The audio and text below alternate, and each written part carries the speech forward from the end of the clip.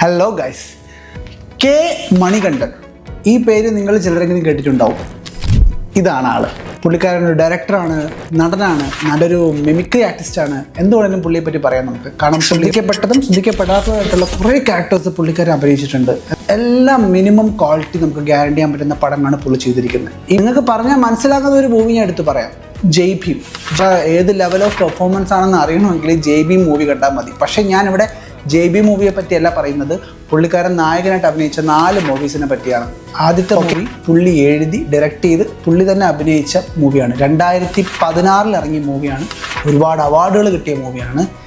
നര എഴുതും സുയസരിതം എന്ന് പറയുന്ന പുള്ളിക്കാരൻ്റെ ഫസ്റ്റ് മൂവി. മൂവീസിനെല്ലാം മെയിൻ പ്രത്യേകത എന്ന് പറഞ്ഞാൽ എല്ലാം ഈ മിഡിൽ ക്ലാസ് ഫാമിലിയെ ബേസ് ചെയ്തിട്ടുള്ള സ്റ്റോറീസ് ആയിരിക്കും മിക്കവാറും. ഇതും അതുപോലൊരു മൂവിയാണ്.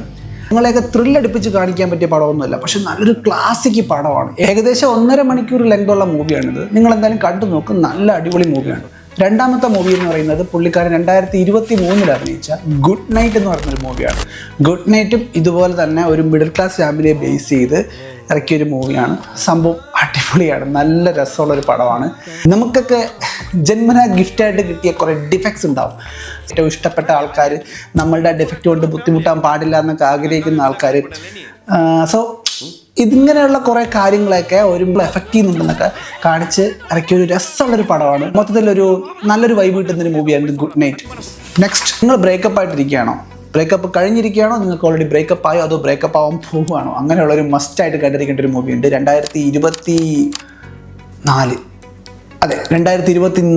ഇറങ്ങിയ ലവർ എന്ന് പറയുന്ന മൂവി. ഒരു ടോക്സിക് റിലേഷൻഷിപ്പ് എത്രത്തോളം ഇൻറ്റൻസ് ആയിട്ട് കാണിക്കാൻ പറ്റുമോ അത്രയും ഇൻറ്റൻസ് ആയിട്ട് കാണിച്ചൊരു മൂവിയാണ് ലവർ.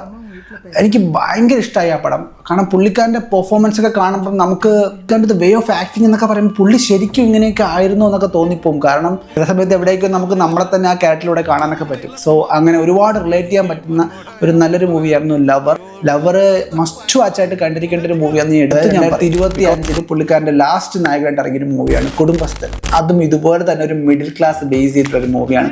പക്ഷേ ഈ പടം കുറച്ചുകൂടെ ഫണ്ണായിട്ട് എടുത്തിരിക്കുന്ന ഒരു മിഡിൽ ക്ലാസ് മാൻ്റെ മേലെ വരുന്ന ഒരു പ്രഷർ, അതായത് ലവ് മാരേജ് ഒക്കെ കഴിഞ്ഞ് വീട്ടിൽ എതിർപ്പോടെ കല്യാണം കഴിച്ച ഏതൊരു ഏതൊരു യുവാവും നേരിടേണ്ടി വരുന്ന കുറേ പ്രശ്നങ്ങൾ, ജോലി സ്ഥലത്തെ പ്രശ്നങ്ങൾ, വീട്ടിലെ പ്രശ്നങ്ങൾ, ഇതൊക്കെ തലയിലേക്ക് നടക്കുന്ന ഒരു പ്രഷർ പിടിച്ച ഒരു മിഡിൽ ക്ലാസ് മാൻ്റെ സ്റ്റോറി പറയുന്ന ഒരു പടമാണ് കുടുംബസ്ഥൻ. അത് നിങ്ങൾ കണ്ടു നോക്കുക. ഈ പടം കുറച്ചുകൂടെ ഫണ്ണാണ്, നല്ല രസമാണ്, മസ്റ്റ് വാച്ചാണ്. ഈ 4 പടങ്ങളും നിങ്ങൾ എന്തായാലും കണ്ടു നോക്കുക. ட்ரை பண்ணி பார்த்துட்டு எப்படி இருக்குன்னு சொல்லுங்க. தேங்க்யூ.